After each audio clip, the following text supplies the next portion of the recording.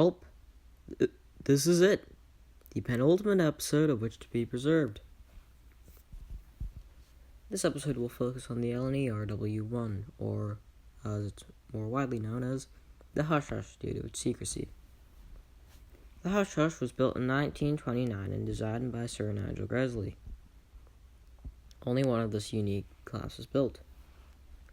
The LNER provided everything to build the engine except the boiler, which was made by a company who focused on ships. The singular engine was numbered 10,000. In 1936, the engine was rebuilt to be what's basically a bigger A4. Man, I like the LNER, but all their streamlined designs are the exact same.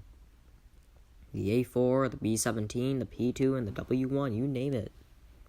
Anyways, the engine was numbered 60,700 under BR ownership.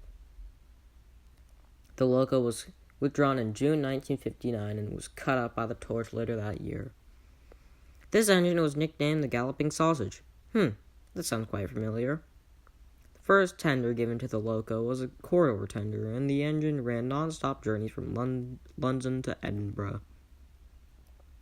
The engine worked fine, but was not the result Gresley was hoping for. This was the reason for the rebuild in 1936.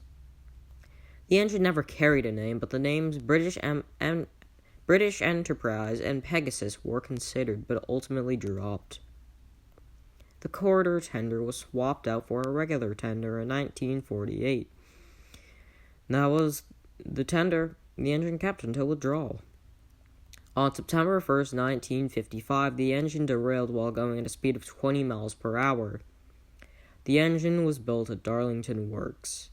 Anyways, what would be a good place for this engine? The National Collection would be a good start, but that would be quite a boring answer.